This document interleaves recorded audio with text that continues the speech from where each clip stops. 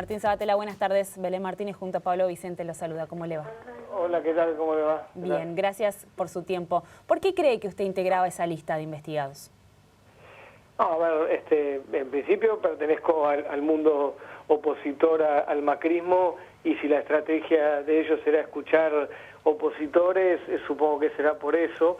También ellos tenían una estrategia de escuchar opositores en el marco de la persecución, en el marco del hostigamiento, en el marco de un contexto que, si nosotros recordamos, vivimos en ese momento, que era ministros que hablaban de la grasa militante que había que extirpar del organismo, momentos donde los empleados estatales tenían que cambiar el perfil de sus redes porque los perseguían y los echaban, guerra judicial, persecución judicial, noticias falsas, un contexto de hostigamiento, de persecución, de amedrentamiento permanente, que eso lo vivimos desde el mundo opositor. Y por otro lado también escuchaban supuestos aliados, supongo que era para controlarlos. Habrá que ver qué tienen en esa cabeza perversa los que estaban haciendo, pero estamos hablando de un personaje que yo creo que era el jefe de esa banda, que el presidente de la Nación anterior, que fue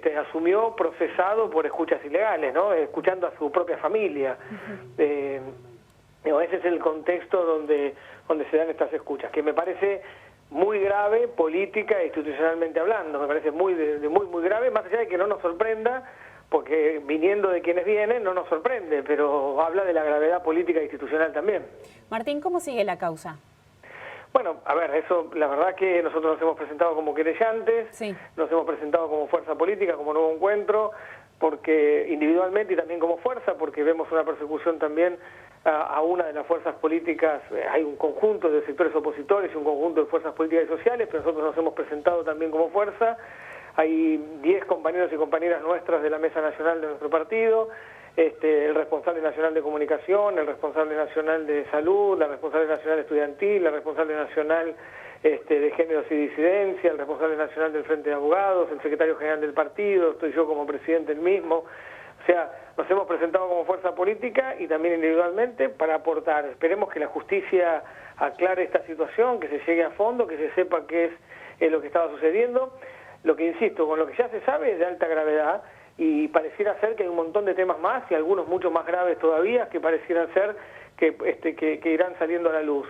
Yo conozco lo que conocemos todos, pero parece que eso es así. Bueno, eso habla de una gravedad y de un sistema mafioso que contempla, insisto, ese aparato de inteligencia podrido, degradado, que lesiona la democracia, esos medios hegemónicos también que construían noticias falsas, ese sector de la justicia que estaba colonizado por los intereses económicos más poderosos. O sea, un trípode que indiscutiblemente lesiona la calidad institucional y la calidad democrática. Y digo, todo eso para mí estaba puesto en marcha con Macri a la cabeza, al mismo tiempo, y para cumplir el objetivo de saquear la Argentina, porque era el mismo momento donde se llevaban millones y millones de dólares al exterior, donde se autorizaba que los parientes, por DNU, se cambiaba una ley para que los parientes blanqueen la plata que nadie sabe de dónde salió, al mismo tiempo que sucedían todas esas cosas, ¿no? Entonces,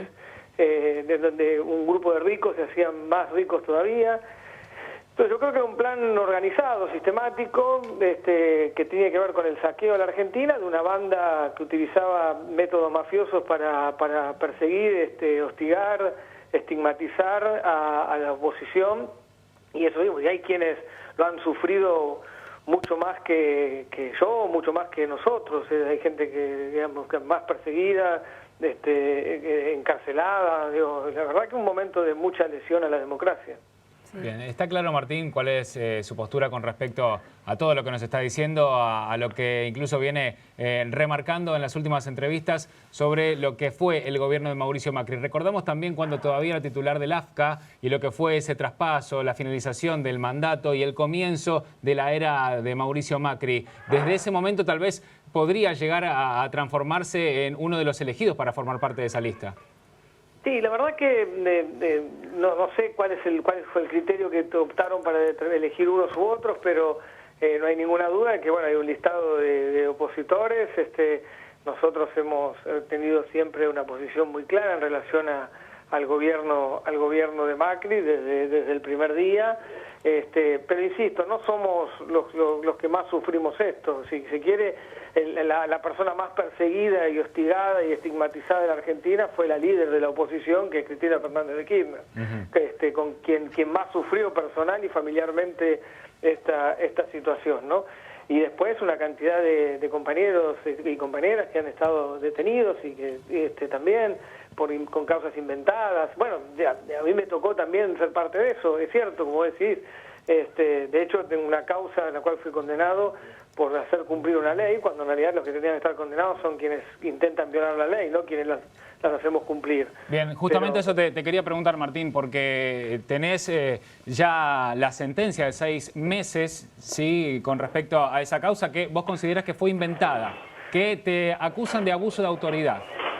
Sí, es un disparate, porque, a ver, abuso de autoridad porque quisimos hacer cumplir la ley.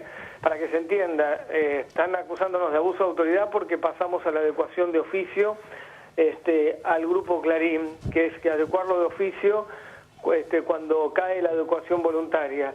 Y lo que sucedió es que nosotros le aprobamos la adecuación voluntaria después de que la Corte declara la constitucionalidad de la ley, y ellos presentan un plan que nosotros se lo aprobamos, pero después cuando estudiamos cuáles son los vínculos societarios en las empresas, vemos que cuando decían que vendían, no vendían, y cuando decían que se dividían, no se dividían, porque mantenían los vínculos societarios en empresas en Estados Unidos, en Panamá, en Argentina, en distintos lados. O sea, que una trampa a la ley. Bien. Y por eso pasamos a la adecuación de oficio que está contemplado en la ley. Por lo tanto, la acusación de abuso de autoridad es un disparate total, pero que yo creo que al principio tenía el objetivo, cuando se hizo la denuncia, de una vez más estirar el cumplimiento de la ley, y después lo mantuvieron, a pesar de que ya no tenían la necesidad, porque Macri cambió por decreto los artículos antimonopólicos, la mantuvieron como una señal ejemplificadora para decir, miren que cuando se meten con nosotros puede pasar esto.